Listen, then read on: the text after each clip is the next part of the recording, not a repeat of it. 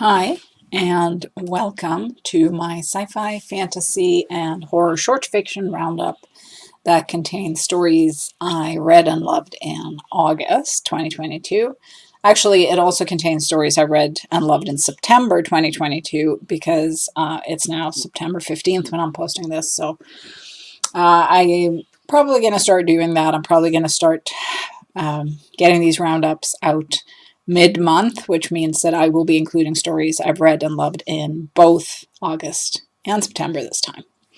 Anyway, let's get started. Got lots of great stories. If you're seeing this on YouTube, the art for this roundup is a detail of Vincent Sammy's cover art for Interzone, the double issue 292, 293, and it's titled The Repairer of Reputations. And there's a link for more about Vincent Sammy and his art in the description. My first story pick for this roundup is The Pain Barrier by Alexander Glass in Interzone 292, 293. It's a double issue. And this is a harrowing, gripping science fiction take, sort of on the myth of Orpheus and, the quest to bring someone out of the realm of the dead.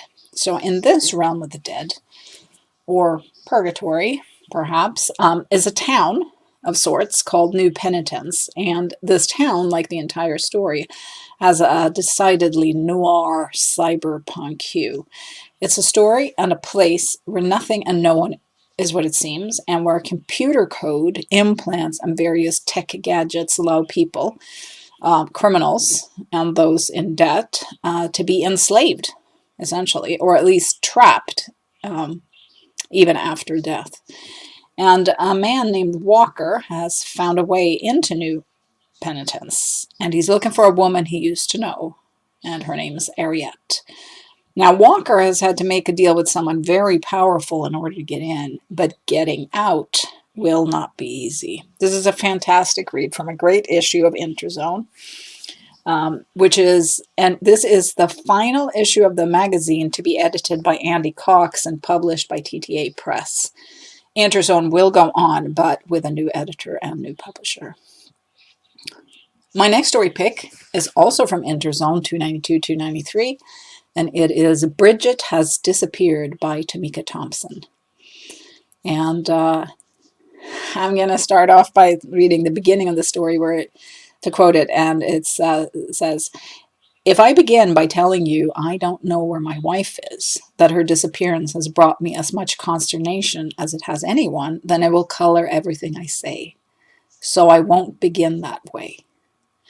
I will simply say I met Bridget by chance when I visited my neighborhood bookstore and heard a brash woman arguing with one of the booksellers."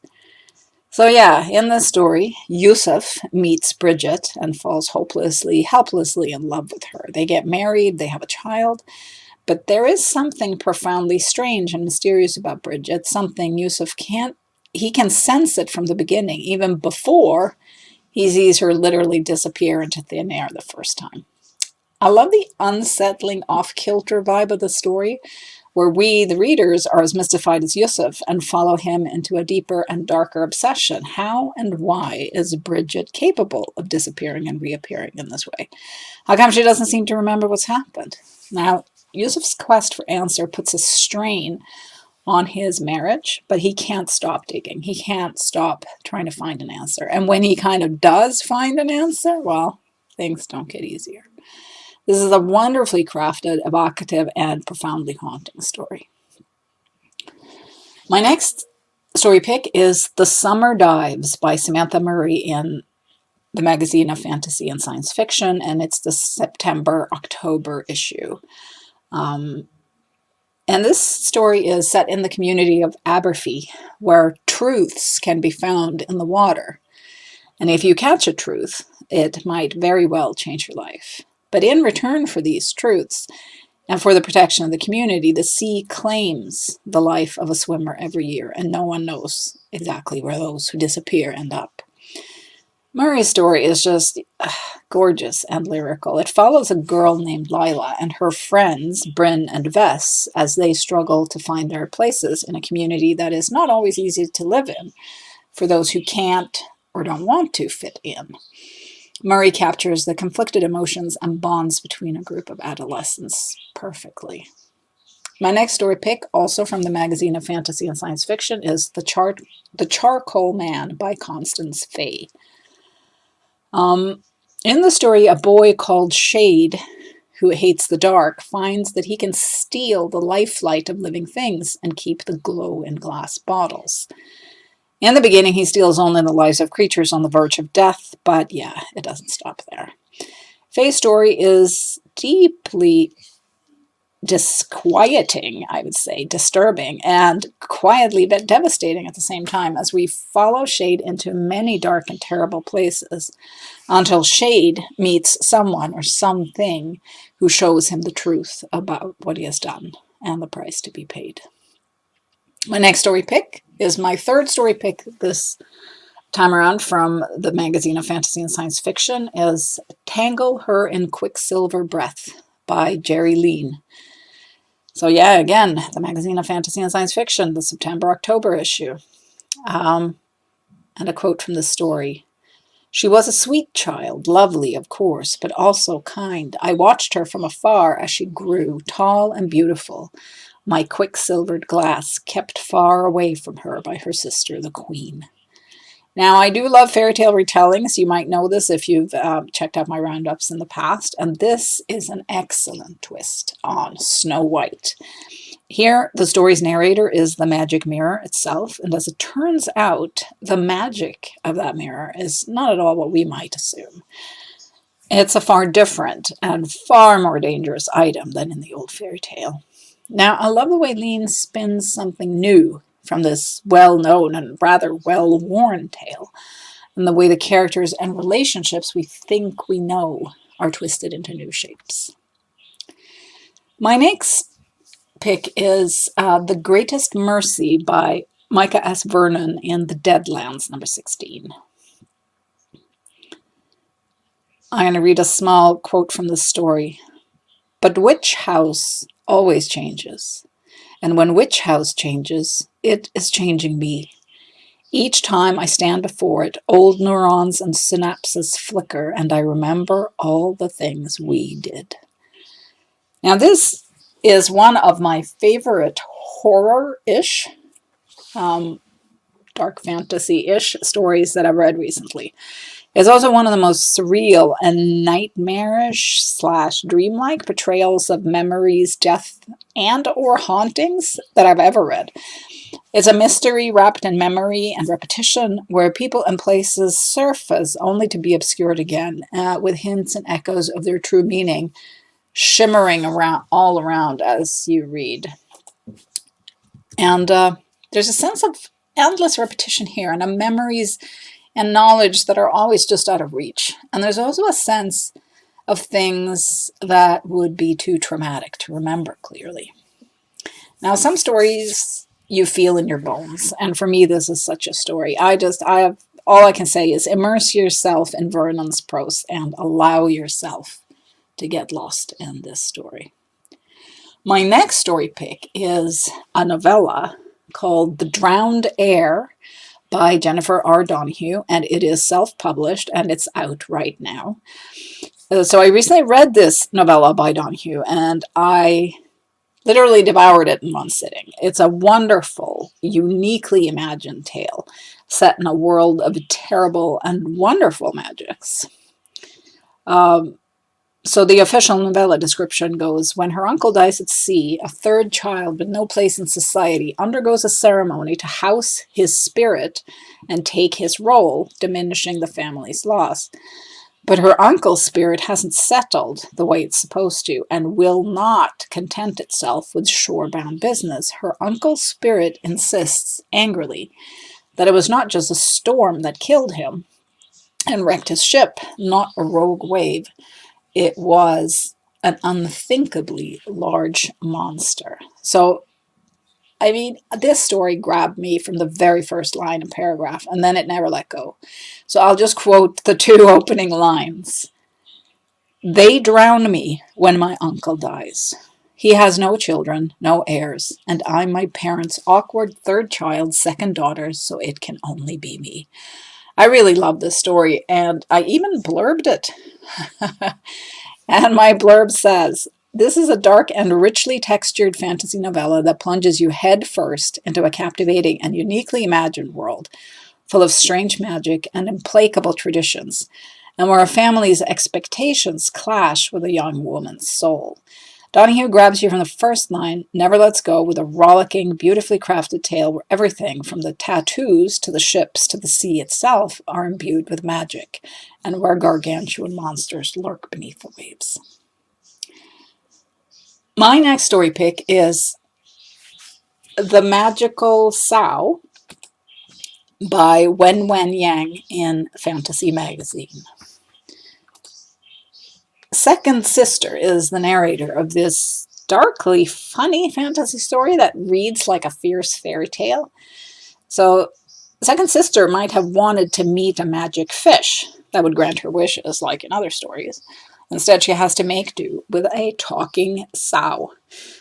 And when Biyu, the youngest sister in the family, is dealing with some trouble in her marriage, the magical sow lays out a plan that is clever, vicious, and frankly voracious. I love how this story keeps its fairy tale vibe, yet and gives it a sharp and just wicked edge. I am also a huge fan of this particular pig, and would gladly scratch her back or ears anytime she needed it. My next story pick is Heart Eater by Tanya Chen in Apparition Lit. And I'm going to read a small quote from the story to start. They say that Isel el Huasero is not a man to be looked for unless the injury is dire.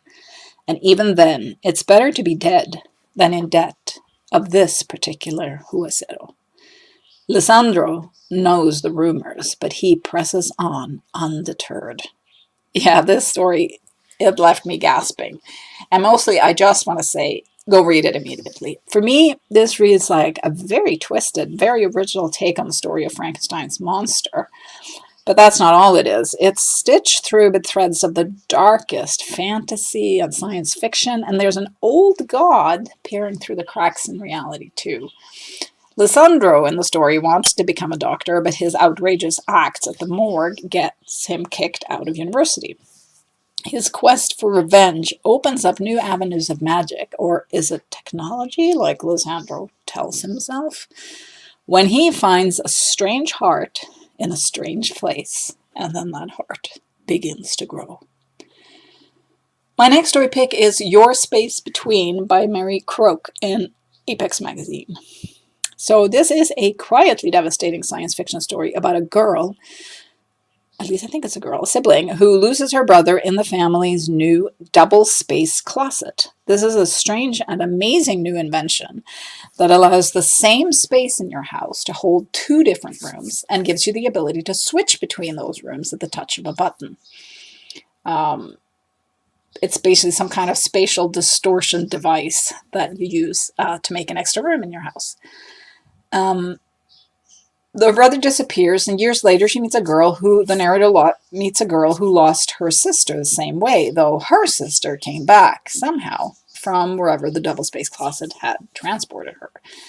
And this is a story about loss and guilt, friendship and hope, and it plays out like a grief-stricken ghost story, where the ghost itself is mostly absent. Croak handles the emotional beats of the story masterfully at every turn, and I love how the focus is not on the technical glitch and a search for a solution, though that is there, but it's rather on the psychological aftermath and the repercussions, emotionally, of losing someone you love and feeling responsible for that loss. My next story pick is She Works in the Office Where They Died by Alex Singer in Pseudopod, and it's narrated by Danny Daly. It starts like this. Desiree works in an office where 1,000 people died. Well, 1,082. People round down. No one's told the ones who died. So Deseret works for a startup company in an office building that sits on a property where the previous buildings were destroyed when the earth just opened and swallowed an entire block. Every day she goes to work, Deseret sees the ghosts of those who died that day. She navigates around them at her desk, in hallways, everywhere. Now this story is clearly, it is echoing some of the 9/11 events. But it twists and turns as it's told. And there's a point in this story of when Deseret and the reader, or listener in this case, understand the true scope of the horror that is taking place in the office. And it's the kind of emotionally resonant reveal that gave me real chills.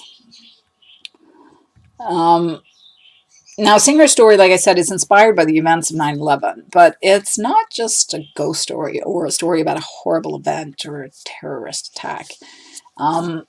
It goes beyond that, delving into the indifference and lack of empathy we might see around us in a lot of different forms every day, in companies, in society, in communities, no matter whether we see the ghosts of the dead as vividly as Deseret does.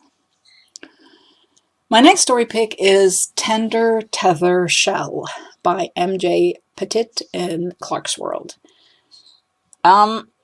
This is a rather brilliant, thoughtful science fiction story that does so much so well in a small space. It's set in a future where humans have encountered an alien species that has brought a lot of amazing technology, but where people also have to deal with the implications of that power shift in their everyday lives and in society as a whole. Now, that bigger story is fitted neatly inside a smaller, more personally and emotionally wrenching story about Tess, who died in an accident. Everybody loved Tess, but now she's dead. And Sarah, I'm not quite sure how to pronounce it, the alien who survived the same accident, by crawling inside Tess's pressure suit after she died in order to survive. Now, these aliens, in the story, it's explained that much like hermit crabs, they need a shell to survive. So the alien basically took Tess's suit and made it their shell. The story's narrator has been tasked with convincing this alien to stop wearing Tess's old suit, since it's making everyone else at the space way station very uncomfortable and even angry. Now, Petit takes on the subject of how difficult it would be for humans and aliens to not just communicate, but to really, truly understand each other, and handles it beautifully. My next story pick is Hydroplaning by Peter Medeiros in Giganotosaurus. And this is such a terrific fantasy story, set in a uniquely imagined world where magic exists, though it's controlled and actually distributed by companies in what seems a rather bureaucratic manner. And our narrator, Beers Eskio, is an auditor who travels to various towns for a company called Oxen Frontiers, putting together reports and recommending whether or not the company should invest in these towns, thereby providing them some very useful magical services. Beers arrives in the small town or community of Deep Calm, and after an unsettling encounter on the way into town, he begins his work. However, things take several strange and ominous turns, and we soon realize that Deep Calm is haunted by the repercussions of desperate deeds done many years ago. And by the end of the story, well, let's just say things go decidedly bonkers. I love the way the story builds up the mood, the world, and the characters, and how it interweaves magic, old deities, and small town politics into something so riveting. My next story pick is On the Corner of Fulton and West by Lindsay Godfrey Eccles. And it's part of the flash fiction extravaganza on the theme of mortality at Podcastle. And like I said, it's On the Corner of Fulton and West, written by Lindsay Godfrey Eccles. And this is a story about Howard, a ghost, who is trying to tell the story of Joanna, and how she died that day in September when an airplane hit the towers. But no one wants to listen. And when Joanna herself appears, Howard tries to make her tell her story the way he wants it to be told, but that is not what Joanna wants. This is a sharp, strange, and ghostly story that keeps its turmoil and pain visible and visceral just beneath the surface. There are also two wonderful reprints in this episode. One is The Stars That Fall by Samantha Murray, first published in Flash Fiction Online, and No Blood of My Heart, No Breath of My Lungs, But Love by Stuart C. Baker, which was first published in Lamplight. My next story pick is Papa Legba Has Entered the Chat by Devon Saunders in Fireside. Now, Saunders' story is the best kind of gut punch, spinning a tale of magic, fate, and justice that also lays bare the wrenching truths about racism and police violence that we see play out far too often on the news and on the streets. It's a story sharp as a knife's edge that also delves into questions of complicity and what people do in order to keep themselves safe, and what happens when you finally turn on the perpetrators of the real violence. Powerful, harrowing, beautifully crafted story. My next story pick is Always Home by Jeff Vandermeer in Motherboard Advice. I flat out love this science fiction story by Vandermeer, where we meet one of the new people of an imagined future Earth. And it's an artificial intelligence that has great powers of understanding and transformation and shapeshifting at its disposal. These guardians, the new people, are tasked with protecting a specific area, defending it, and also cleansing it after centuries of pollution and environmental destruction. The guardian runs into one of the old people, a human, who will not accept the new order of things.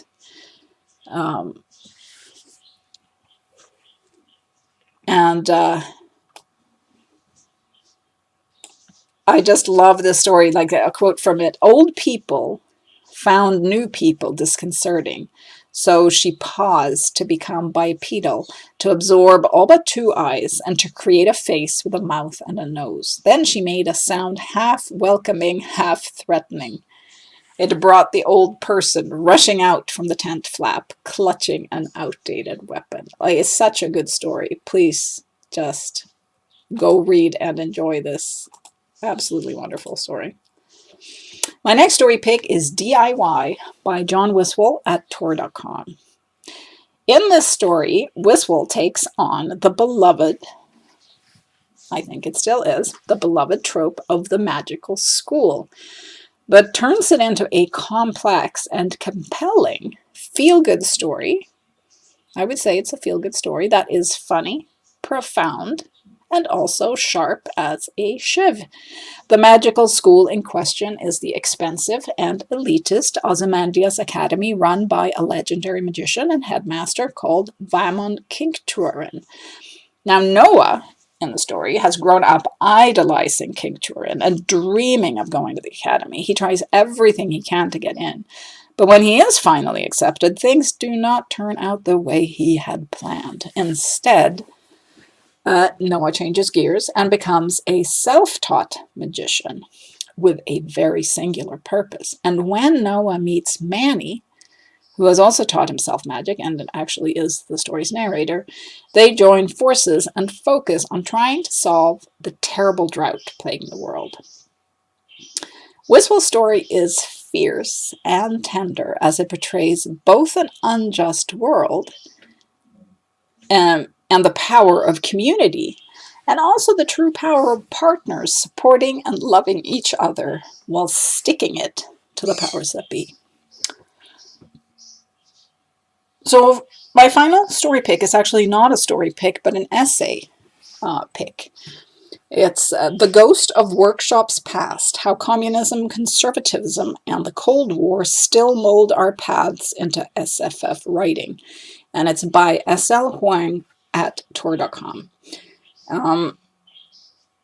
Now, I don't often recommend nonfiction pieces in this roundup, but if you haven't read this long, fascinating, and well-researched essay by Huang, I highly recommend you check it out.